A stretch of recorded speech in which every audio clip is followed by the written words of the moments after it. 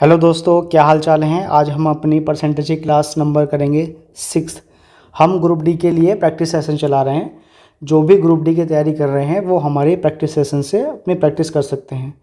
Practice session में मैंने जितने भी क्वेश्चन लिए हैं सब previous group D NTPC RRB JE में आए हुए क्वेश्चन हैं।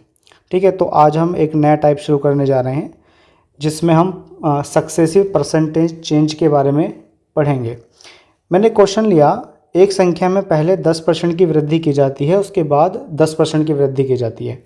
मैं ऐसा ही बोल सकता हूँ, पहले एक संख्या में 10% की वृद्धि की जाती है, उसके पास 10% की कमी की जाती है। मैं इसको सोल्व 3 तरीके से कराता हूँ। देखो, पहला मैंने लिया, एक संख्या में पहले 10% की वृद्धि की जाती है, उसके बाद भी 10% की वृद्धि की जाती है। देखो, जब कोई परसेंट में लेते हैं तो उसको हमेशा 100 मान के चलते हैं। मैंने माना कि कोई संख्या 100 थी, इसमें मैंने 10% की वृद्धि करी। 10% की वृद्धि करी तो संख्या मेरी कितनी निकल के आ गई है? 110 निकल के आ गई है। ठीक है, कैसे निकाल लेंगे हम इसको? 100 गुणा 110 बटे 100, 2 जीरो 100 2 जीरो कट गए तो कितना आ गया? 110 आ गया।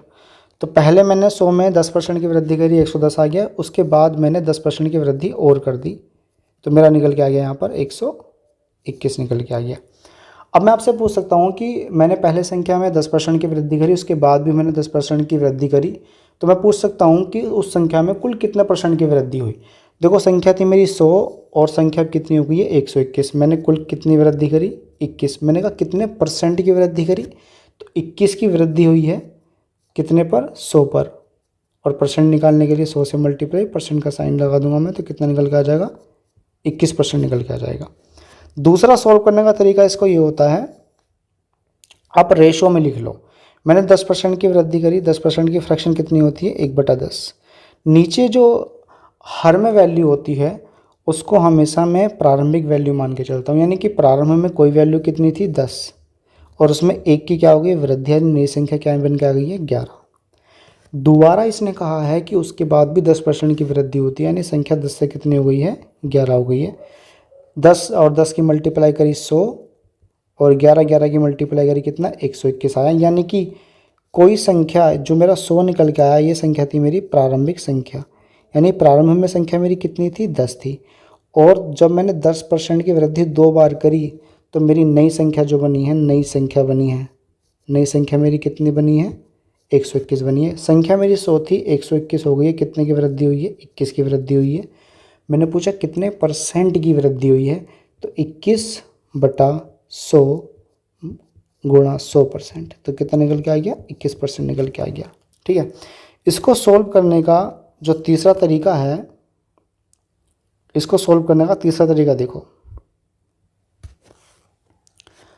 आप बताओ, मानो कोई संख्या में पहले A% की वृद्धि हो गई और फिर B% की वृद्धि हो गई, तो मैं आपसे पूछता हूँ कि कुल कितने प्रतिशत की वृद्धि हुई है।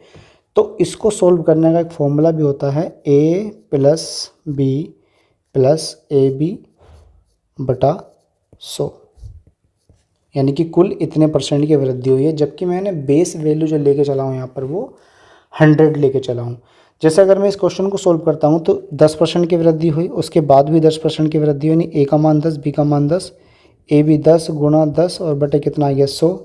यानी मैंने सोल्व करा यहाँ 20 और प्लस कितना 1, यानी कितना निकल के आ गया मेरा? 21% निकल के आ गया आंसर मेरा। ठीक है, इसके अलावा फ्रैक्शन कितनी होती है? 4% की फ्रैक्शन 1/25। कोई संख्या 25 थी, कितनी हो गई है? 26 हो गई है। दूसरे वर्ष भी 4% की वृद्धि होती है, यानी कोई संख्या 25 से 26 हो गई। मल्टीप्लाई करा 625 और रेशो 676। क्वेश्चन के अकॉर्डिंग कहा है इसने कि किसी गांव की जनसंख्या 2,24,375 है और मेरे अकॉर्डिंग कितनी है? 625।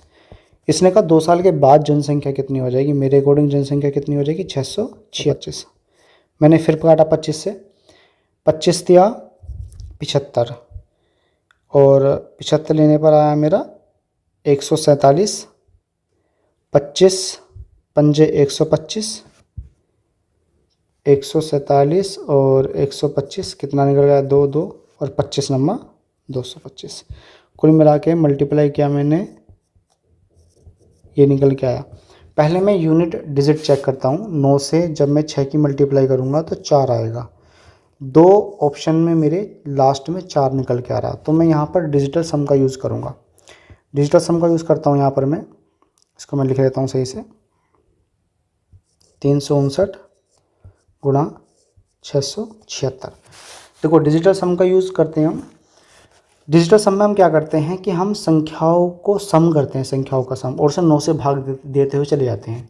मानो मैं इसको करता हूँ सोल्व। 2 और 3 5, 5 और 6 11, 11 और 8 कितना 19, 19 और 6 25, 25 और 6 29, और मैंने यहाँ 9 से भाग करी तो कितना आ गया 9 × 27 यानी 2 बचा। सेम मैंने यहाँ करा इसको, यहाँ मैंने करता है इसको 6 2 8 8 16, 16 4 20 26, 26 और 2 8 9 दूनी 18, 8 आया।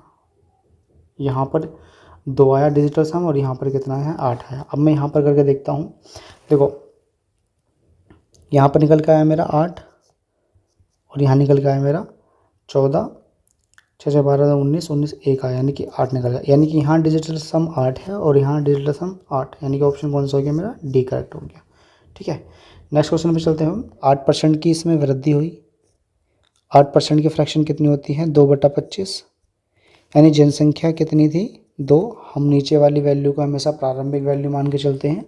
2 की वृद्धि हो गई तो नई संख्या कितनी निकल गई 27। फिर हमने 12% की वृद्धि कर दी। 12% की फ्रैक्शन वैल्यू 3/25, यानी कितनी कोई संख्या 25 थी, 25 से कितनी हो गई 28 हो गई। लेकिन तीसरे वर्ष में 22% घट जाती है। 22% की फ्रैक्शन वैल्यू कितनी निकल के आई 11/50, यानी कोई वैल्यू कितनी थी 50, और 11 घट गई तो कितनी निकल के आई 39। मैं यहाँ पर इसको सॉल्व करता हूँ।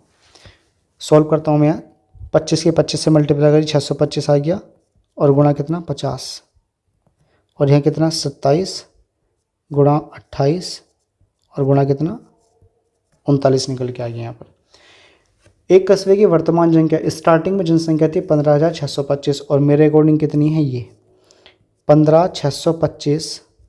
किसकी वैल्यू यहाँ मल्टीप्लाई करता हूँ। 0 5 5 25, हासिल 2, 5 10 2 12, हासिल 1, 5 6 30 31, और गुणा वैल्यू किसकी निकालनी है मुझे 27 गुणा 28 और गुणा 39।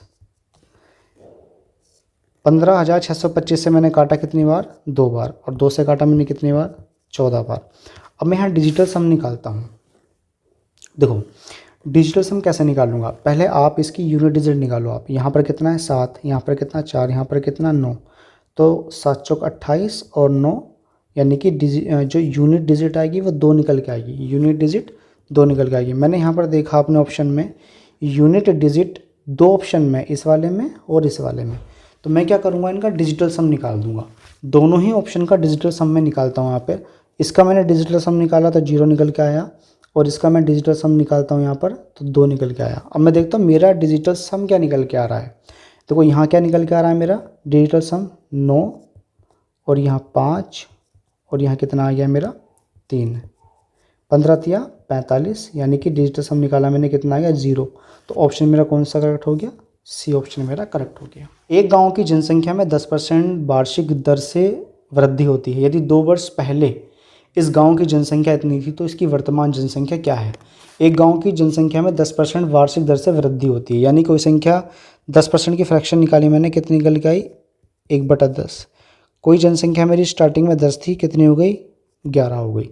दूसरे साल भी 10 से कितनी हो गई 11, मल्टीप्लाई करा मैंने 100 और कितना आ गया 121, यानी स्टार्टिंग में जनसंख्या 100 थी, 2 वर्ष तक लगातार वृद्धि होने पर संख्या कितनी हो गई 121 हो गई है। इसने कहा इसकी वर्तमान जनसंख्या ज्ञात करो। क्वेश्चन के अकॉर्डिंग स्टार्टिंग जनसंख्या थी 10,000 और मेरे अकॉर्डिंग कितनी है 100। वैल्यू किसकी निकालनी है मुझे 121 की वैल्यू निकालनी है। 2 0 से 2 0 कैंसिल हो गया, 121 और 00, ऑप्शन हो गया मेरा ए करेक्ट हो गया। नेक्स्ट क्वेश्चन है मेरा, एक शहर की 20% जनसंख्या युद्ध के कारण मृतक हो गई और शेष जनसंख्या में से 5% व्यक्ति एक महामारी में मारे गए। यदि शहर की वर्तमान जनसंख्या इतनी है तो युद्ध से पूर्व शहर की जनसंख्या कितनी थी।